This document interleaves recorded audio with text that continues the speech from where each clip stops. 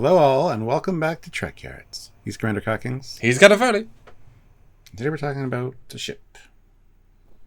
The USS Antares from Discovery. Seen a few times now, and not very clear shots, but, we've seen it, so... Yeah, we've realised, Stuart, that the season is not ship-focused. So we're going back and we're looking at all the ships, so that at least they have a look in before the season, and we might never think of the season again, so here we are. So tell us about the ship, Stuart, in what I think feels like it was implied was going to be an important part of the season. I kind of thought that at the beginning, yeah. The way it comes in and swoops. Tell us the scene, for those that remember, and we'll look at pictures in a second. Well, it was Captain Rainier's ship, and he comes in at the very first episode to lock onto Maul and Locke's ship and help out Discovery and Michael Burnham, who's on the hull.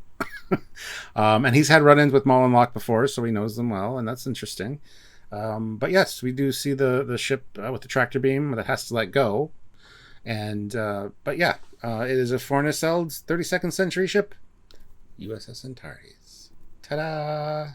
Now, before anyone says anything, we're going to deal with this as it comes first. It is just a kit bash of two other designs. There's nothing original here. We know, we'll deal with that at the end. We're doing this as it comes first, okay? That's what's presenting. Although it's funny, this first picture, Maul and Locke's ship, which is a brand new design, gets blown up so quick it becomes beyond forgettable in the terms like it didn't mean anything, and this ship hasn't returned again. So, a lot of promise they gave us at the start of the season. When it comes to ships, and it's odd to lose everything. Yeah. But yes, here it is, Stuart. Here is one of the clearest views of the ship. What do you think? Well, it's just like it's a cutout ring with like 4 floating warp nacelles. I mean, there's not really much to it. It is an interesting enough design compared to some of the other ones, though. Although shape might be more interesting. Is it a design or is it a shape? Where's the weapons? Where's the escape pods? But you know what I mean. Voyager is lots of shapes. This is the other thing. Why does it feel like original TOS with the smooth white hull is more advanced than this plated?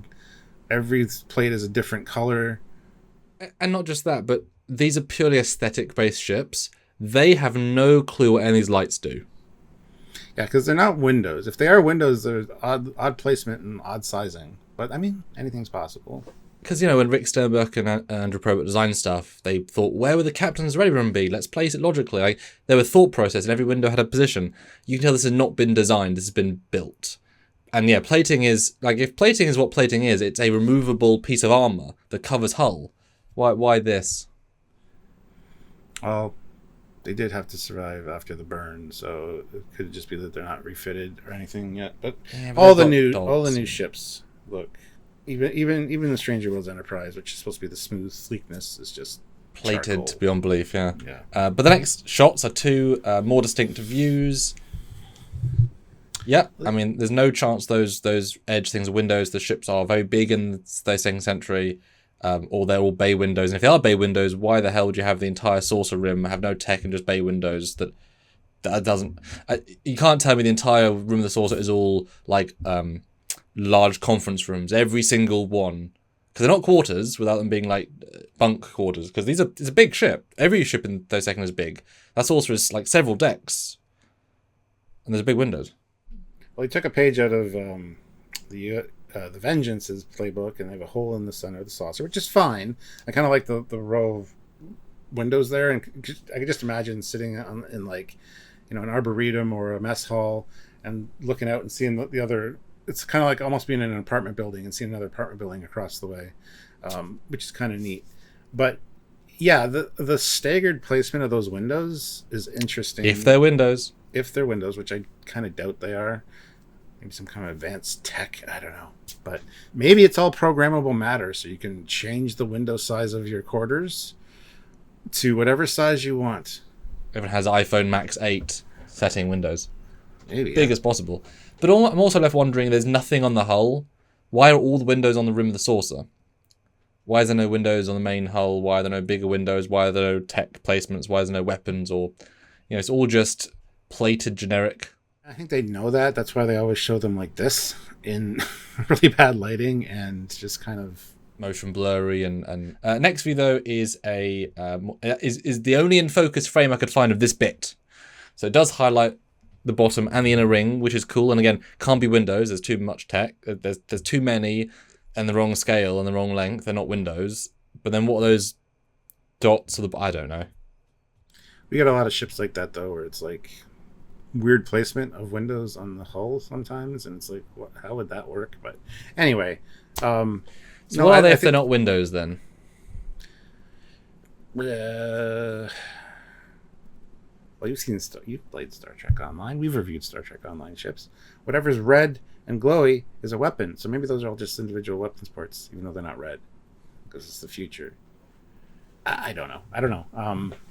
I do think of some of the inner ring windows are windows, because they have a kind of symmetrical layout in a few spots.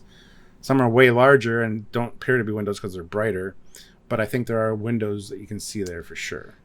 I feel like most of the lights are stretched wide though, so there'd be giant several room. It could be a hallway, like in the Orville, where it's like that one hallway has all those windows, but it's just one.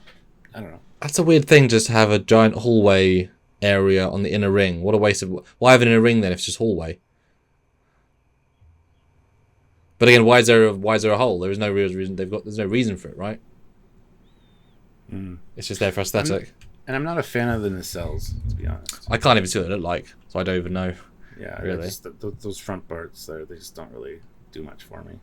But the next view, we have some interesting stuff. It, of course, did crash, and therefore we get some properly clean lighting, and another view which really highlights...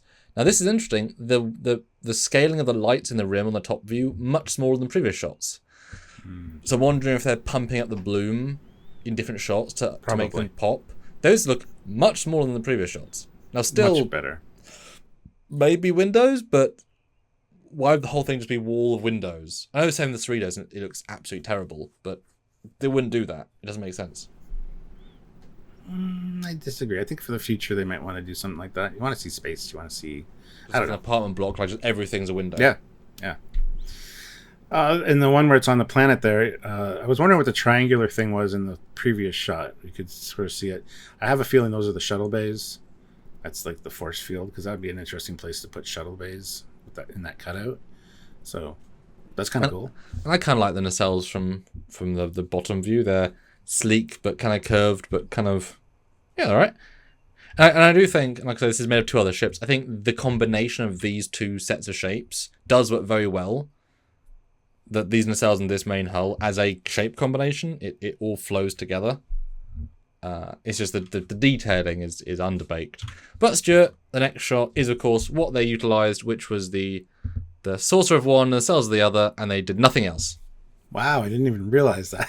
Well, that's why, that's why it's not exciting to me, because they didn't make anything new. They just moved some modelling around. But you know what? I think that new one is better than both these ships. I think it balances out much better. Personally. Yes and no. I mean, I have no problem with them using the saucer and the nacelles to mix and match, because you would do that, especially in a post-burn universe. You would, use the parts that you have and kind of reconfigure them maybe. I do like the upper one. I always have. It kind of reminds me of the Andor class from FASA, which I'm a fan of. And the lower one actually is nice too. But yeah, I have no problem with uniformity to the fleet. I just think when you put them together, it makes them both feel more Starfleet, because you're gaining the saucer and the nacelles back. Both of these lose one of those two things. So by combining them, you get a balanced Starfleet ship. And the bottom one, you may take that main hull, and then you add the nacelles from the other one and put them on where the back part goes in. That would be a really cool looking ship. Or four. Just two. Don't do four. Four is overkill sometimes. Sometimes. Now, looking at the top ship, which again they just nicked the pieces from, doesn't look like a shell bay. It looks like just an orange. There's grating in it. Looks like an impulse engine. Looks like an impulse engine. It's the spin, because spinning's a good trick, I've heard. Oh yeah, well I was about to say, it does look like a lurker hull from Star Wars. There's that in a ring, even with the Yeah. But look how flat and zero detail that saucer has. It's just nothing. Madness. Yeah. That's a problem with Eagle Moss doing these renders, like it highlighted them. But like I say, I think this new one is better than some of its parts, personally. But Stuart, let's see, how does this ship compare to the other four nacelle designs in canon? It's very much like the Aquila there, honestly. It's like a 32nd century Aquila. Just take out the support pylons. And you got... There's a Wolf 359 ship. Yes, absolutely. No, I mean, foreign assault ships are fine. Usually. There's also the Baran class as well from Discovery, which is Lorca's ship, which was not super attractive looking. But, yeah. Yeah. Doesn't seeing this, though, make you appreciate what ship design can be? Yes, absolutely. Distinct art designs from distinct eras with details, with blinkies, and... Yep. Even the Wolf 359 ship, which was designed out of model pieces to be destroyed, is so much more well thought out. Yeah. Yeah. Different era of Star Trek creation. Yep. Anyway, well, there Fauna you have cells. it, guys. Is this a 4-star review or 5? We don't want another nacelle.